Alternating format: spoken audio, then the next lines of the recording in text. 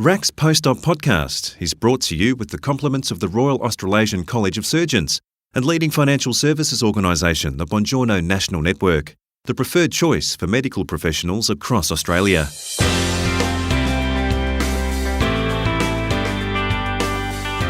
We'd like to share an interview with you from the recent past. This story was proven popular among fellows at the time, and we believe new listeners to RAC's Post-Op podcast will enjoy it too. We do hope you enjoy this interview with Dr. Jeffrey Toogood from October 2019. Several years ago, cardiologist Dr. Jeffrey Toogood was in a very dangerous place. A number of personal challenges surfaced at the one time, and, coupled with overwhelming stress at work, he found he couldn't sleep, he felt trapped, and he'd lost all motivation.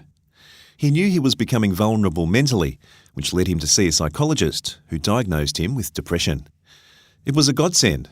The diagnosis allowed him access to behavioural therapy tools, which helped turn his life around. Today, Dr. Toogood is an ambassador for Beyond Blue and shares his experience with others to raise awareness about mental illness. He tells Nicole Goodman he'd experienced mental health issues for many years.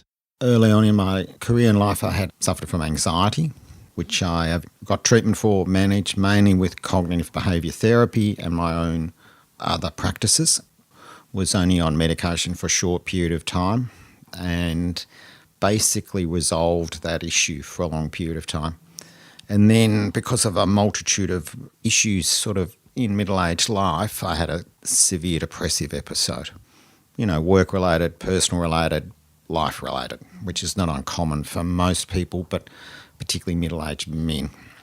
And that led me to become severely depressed and requiring a short period of time off work while I sought some therapy, counselling, some treatment, and my own sort of processes to stay well. Once I recovered, I'm able to work back in essentially full-time practice, do all the things I normally do, being careful to look after myself, knowing that potentially I'm more vulnerable perhaps because I've had it, but I'm still well enough to practice, lead a full life. And why do you think that mental health should be a priority for the public and for legislators?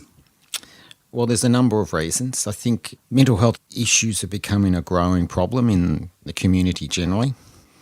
As far as, and unfortunately, we're seeing an increased suicide rate, an attempted suicide rate, which is tragic, so that it has to be a priority. Those that are kind of okay to seek local help and get some easy treatment will recover. Those that are critically ill get treatment in hospital, and there's the kind of missing middle, which is where you need the advocacy. Where do you send people that are discharged from hospital? And that's a problem for government and legislators. From a financial point of view, mental health issues cost organisations about $60 billion a year. So it's a financial impost as well. So it's workplace related, it's community related, and it's at the level of the person related. So what do you think's needed to remove the stigma around mental health? I think one of the most important things is the more people that share their story and share their vulnerability, it'll break down the stigma. We're seeing it a lot more perhaps in sport, where a lot of sports players, men and women, have shared their stories, and that they seem to be embraced a little bit more in their team culture or their culture of their organisation. And that certainly breaks down the stigma, because here's people competing at elite levels that have to deal with it on a daily basis and they're successful. That breaks down the stigma. Often they're big, bulky men, and so often big men aren't perceived as having mental health issues. And so the more AFL footballers, rugby league players, cricketers that are kind of masculine in the sense to share the story, particularly for men, is important. But for both men and women, it's become an issue. I think in medicine we still stigmatise mental health. I'm not sure we've broken down the barriers well, and embracing the vulnerability of us as individuals in a very difficult system. It's viewed as a weakness rather than something that's human. So I think the most important thing is people sharing the lived experience with mental health, particularly prominent people, is a very powerful way to break down the stigma. So then following on from that, in the workplace, what can people do to manage their own health and also keep a lookout for their colleagues? I hate to say it, but you kind of need a work-life balance, but that's kind of a poor term. It's very difficult to do. I think you need to work out ways that you can stay mentally well and look after yourself. And that often is only simple things. It may be making sure you spend time with your family and friends, trying to get home on time, try not to bring your work home, having time for your interests. So that's sort of like in a personal toolbox, and everyone needs to kind of develop their own toolbox to stay well, whatever it may be. In the workplace, we need to allow that to occur, so that particularly for younger doctors, but also for older doctors as well, the working hours need to be reasonable. There need to be supports around exam times for the people sitting exams, which is very stressful. There needs to be maybe more thought given to part-time training or time, reducing training, particularly for women that are having families where you may need to, have some maternity leave and factor that in. They're sort of what the workplace do, and the workplace has got to kind of be authentic in it. You need to give an authentic toolbox and embrace support, and that's what I think. The organisations that seem to do well are the ones where they have some key people sharing their vulnerability and their lived experience, and you have leaders within the organisation that are authentic, strong, honest leaders in this space, and then it'll work.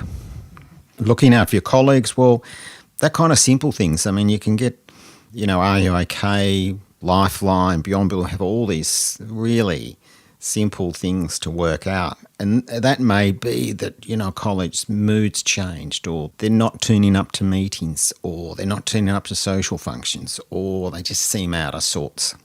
And the simplest thing is you don't need to kind of do a psych exam on them. You just kind of ask how they're going, what's going on, and they may share it or they may not.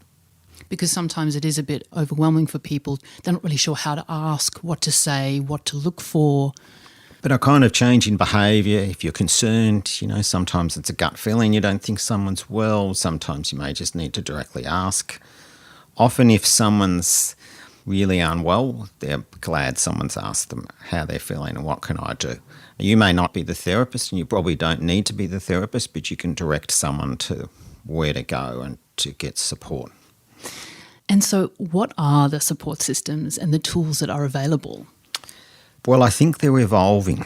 3 or 4 years ago, I'm not sure they existed in a great sense, but there are an increasing number of tools and supporting systems that are becoming available. All the major mental health charities and organisations have a number of support tools on them. Beyond Blue has their support systems under workplace and have developed, a kind of a really nice set of systems to support your workers. Are You OK has developed some. So a lot of organisations outside have done all the work, so organisations can do that.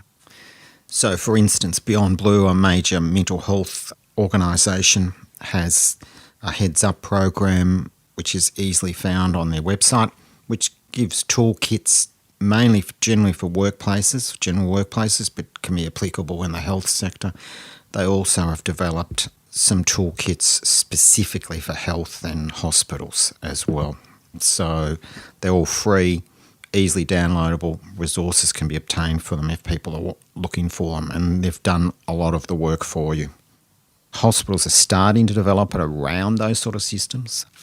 Hospitals have employee assistance programs that you can seek, and a number of hospitals are developing mental health first aid workers, which is just training people in simple things such as the same sort of thing as normal first aid or normal CPR or normal other advanced life support, which we may do in a hospital.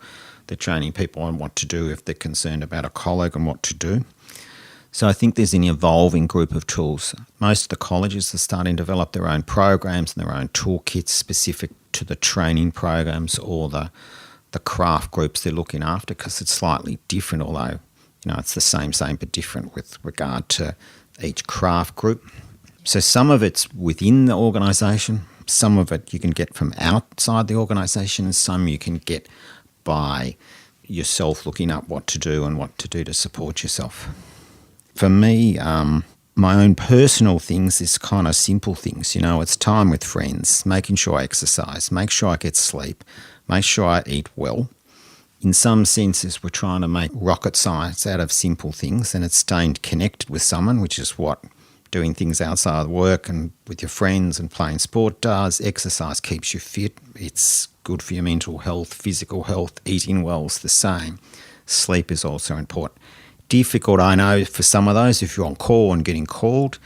I don't know how you solve that. That's kind of part of the system. You have to learn. What I do now after a period of on call is I make sure I factor in some quieter days after so I can get my sleep cycle back and recover.